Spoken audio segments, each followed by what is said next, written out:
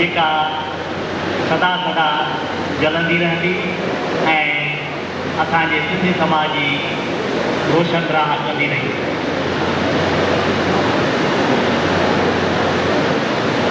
श्री गोविंद माली इन सभा जा प्रधान रहा ऐं उन खां पोइ चीफ सेक्रेटरी जे पद ते हुआ ऐं हमेशह ई उन्हनि सभा जे लाइ घणो कुझु कयो ऐं सदाई सभा सां जुड़ियल रहियो।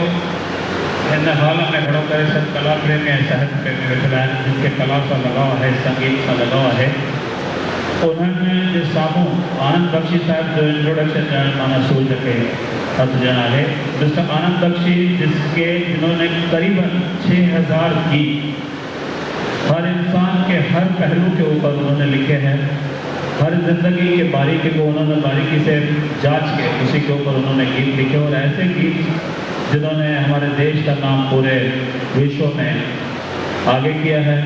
बख्शी साहब ने आज मैं ये बताना ज़रूरी समझूंगा कि मिस्टर बख्शी साहब कल ही हॉस्पिटल से घर आए हैं। कुछ ऐसा प्रॉब्लम था, मगर उन्होंने जब हमारे मित्र ने उन्हें रिक्वेस्ट की कि आज हमारा यहाँ साहित्यकार और कलाकारों का सम्मान है, तो उन्होंने कहा मेरी तबीयत को छोड़िए, मैं आऊँगा ज़रूर, उनके बीच में बैठूंगा मैं। ऐसे आनंद बख्शी साहब जिंदा दिल इंसान के लिए मैं चाहूँगा कि एक बार जोर से तालियां हों। Thank U. महान हस्ती जो अॼु असां सभा जे तरफ़ां स्वागत करे रहे हैं श्री सुंदर अखाणी प्रधान खेसि सिंधी टोपी पाए ऐं सिंधी अजरक पहिराए ऐं हिकिड़ो यादगार मोमेंट ॾींदा। सिंधी टोपी ख़ासि सिंध जी ख़्याल आहे ऐं हीअ अजरक पिणु ख़ासि सिंध जे तर्ज़ ते ख़्याल आहे। उहा पाराए उन्हनि सम्मान करे रहिया आहिनि फ़ख्र जे रूप में ऐं समाज तरफ़ां असांखे यादगार मोमेंट ॾेई रहिया आहिनि। हिकु वरी ज़ोरदार ताड़ियूं अहिड़ी महान हस्तीअ जे इज़त अफ़ज़ाईअ न सिर्फ़ु हुन जा एडिट आहिनि पर हिकु तमामु ऊच कोटीअ जा साहित्यकार आहिनि। केतिरा ई हुननि साहित्य अकेडमी जे तरफ़ां ॿिया तमामु वॾा अवॉर्ड्स हुनखे मिली चुका आहिनि। उनखां वधीक हिकु सुठा इंसान आहिनि ऐं असांजे हर सॾ ते हुननि हमेशह सॾ जो ॾिनी आहे ऐं अची हाज़िर थिया आहिनि। अहिड़े शख़्स जो मां हिते चाहींदुसि त ताड़ियूं वॼाए करे स्वागत कयो।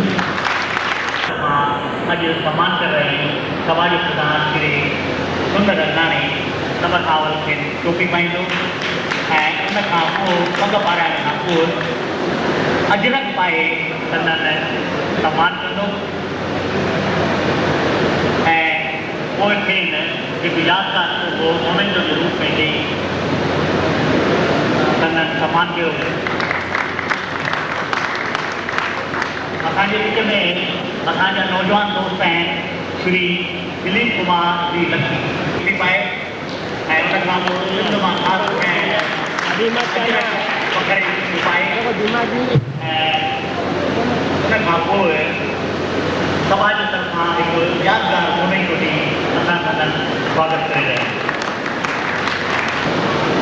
मां तव्हांजो समाज तरफ़ां दिली स्वागत थो कयां ऐं उन आज्ञा में संत एतिरो चवंदुसि त हीअ सभा लेखकनि कलाकारनि जी आहे ऐं उन करे घणे माण्हू साहित्य ऐं कला जे ॾिस में कमु कंदी रही आहे ऐं काफ़ी सालनि खां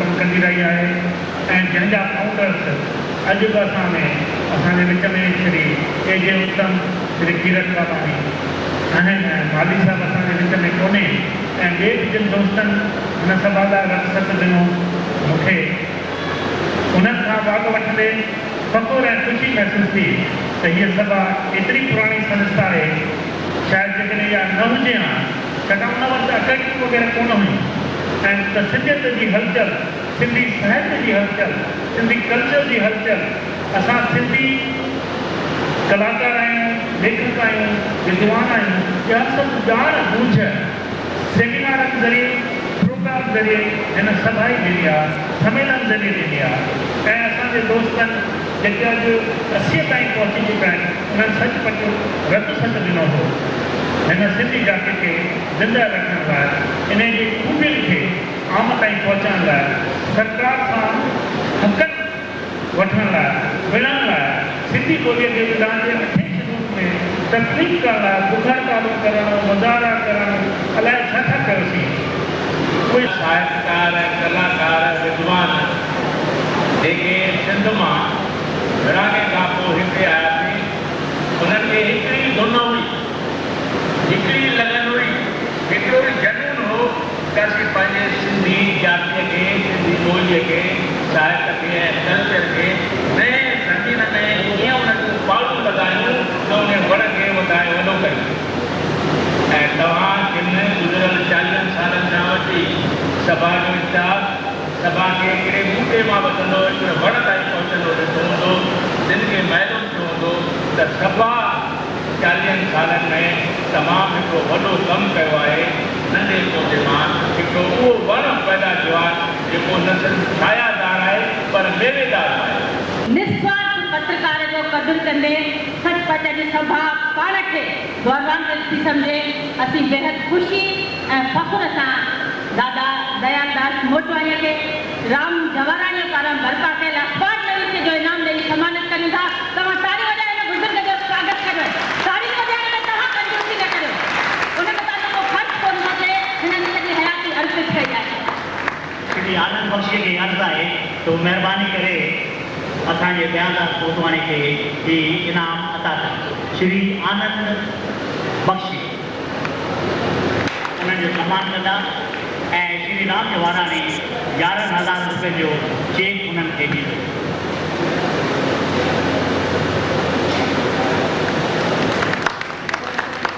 दोस्तों, हिकु भेरो वरी ताड़ियूं करे माने पत्रकारिता जे शेवक स्त्री आउटस्टैंडिंग स्त्री श्रीमती कांता खजूरिया बेहद फ़ख्र सां सिंधी की सम्मानित करे।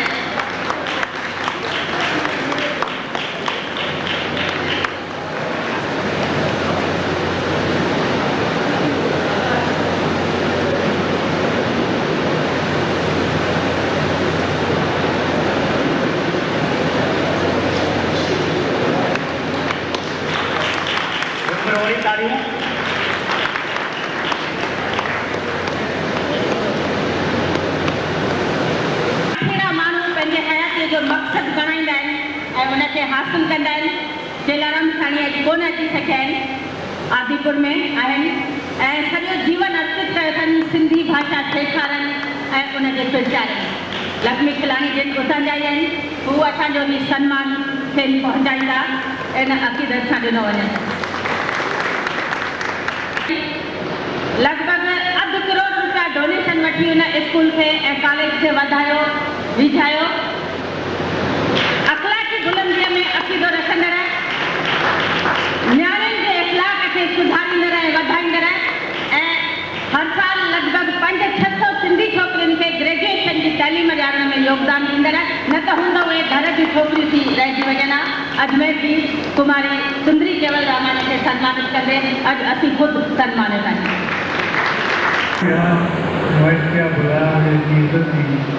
मुझे बहुत अच्छा लगा, बहुत खुशी हुई है।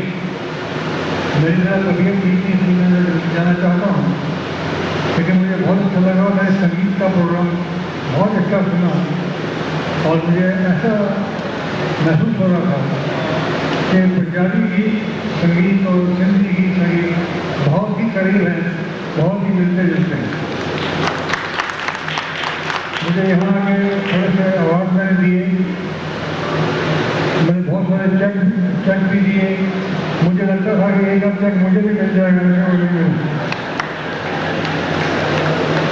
नेशनल अवार्ड मिलियल आहे ऐं अॼु असीं पहिरियों दफ़ो ई सभा जे तरफ़ां इनाम इंट्रोड्यूस थियो आहे। इन्हीअ खे ॾींदे सचपच ख़ुशी महसूस करे रहिया आहियूं। सिंधी टोपी, सिंधी अजरक, यादगार ट्रॉफी, 11,000 जो चेक मनु मुंसाणी पारां ॾिनल, इहे सभु शयूं असीं अॼु विमी सदारंगा जे ॾे सचपच बेहद ख़ुशि आहियूं। महिरबानी। तव्हां ॾिसंदा हैरत में पइजी वेंदा, अहिड़ा शानदार चित्र ॾिना अथनि जेके असांजे सिंधी साहित्य ऐं संस्कृतीअ खे रोशन कनि था। केतिरनि किताबनि जा कवर ठाहिया अथनि, केतिरनि यूनिवर्सिटीज़ में ई पढ़ाइनि था। मेंढा तलरे जाके अॼु असीं सभा जे पारां चित्रकला जे खेत्र में लगातार अधु सदी अमूल्य योगदान ॾियण जे एवज जी सम्मान ॾेई ख़ुदि खे सम्मानित महसूस करे रहिया आहियूं। हिननि माठीड़नि कलाकारनि पंहिंजी सॼी हयाती चित्रकला खे अर्पित कया आहिनि। जवान ॿुढा पीवान आहिनि, उन में बि हिनजो सिलेक्शन थी चुको आहे, पंहिंजी दान पेश करे चुकी आहे।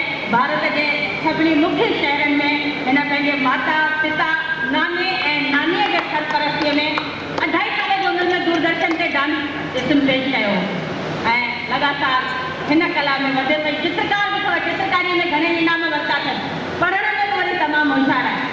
हिन बालिका में अथाह उमेदूं ऐं इम्कान रखंदे असीं वाधण ॾींदे साहित्यकार श्री गोविंद पंजाबी हिन उमिरि में बि सक्रिय आहे, सरगर्म आहिनि।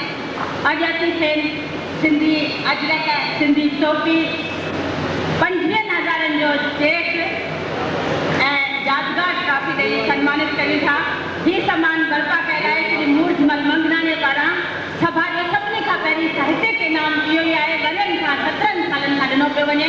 5,000, 10,000, हाणे 25,000 थी सघे थो अॻिते हुनजी रक़म वधे ऐं असीं मूर्जमल मंगनानी पारां बर्पा कयल इनाम ॾेई रहिया आहियूं श्री गोविंद पंजाबी कुंभ। अॼु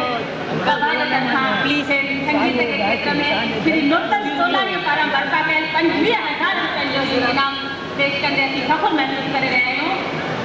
हिननि खे असीं सिंधी टोपी, सिंधी अजरक, सिंधी संगीत में योगदान ॾियण जे करे ॾेई रहिया आहियूं ऐं सभा जे पारां यादगार ट्रॉफी ऐं 25,000 जो चेक मोहसिन तोलानी जे पारां वाइस बणायो आहे।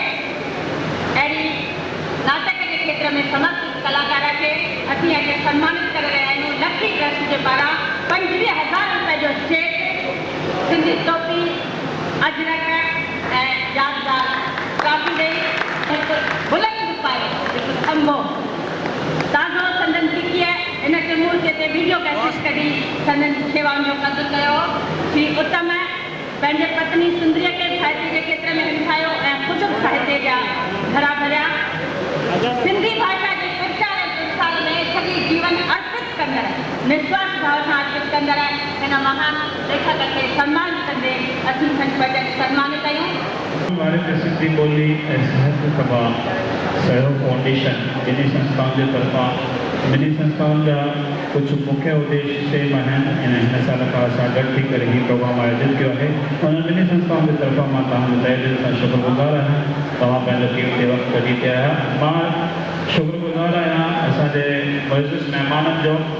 मां शुक्रगुज़ार आहियां विश्वनाथ सचदेव, आनंद बख्शी, दिलीप कुमार लखी ऐं ॿियनि असांजे मुइज़्ज़ महिमाननि। उनखां अलावा सभिनी कलाकारनि जो, प्रेस जो ऐं ख़ासि तौर मां हिन हॉल जे मैनेजमेंट जो। हीउ हॉल जेको आहे असांजो भाउ विशु भारवानी जे महिरबानी सां हमेशह असांखे मिलंदो रहियो आहे। ज्योति विशु भारवानी जे तरफ़ां काफ़ी सुठा कार्य चैरिटी जा कया वञनि था ऐं हर कम में उहो असांखे हर वॻा करे मदद जो ऐं असांजी हिमत वधाए थो। उनजो मां शुक्रगुज़ार आहियां। मां शुक्रगुज़ार आहियां तव्हां सभिनी कला प्रेमियुनि जो, अवॉर्ड विनर्स जो, हिकु हिकु सजण जो, सिंधियुनि जे हिकु हिकु शहदाई जो। महिरबानी, धन्यवाद।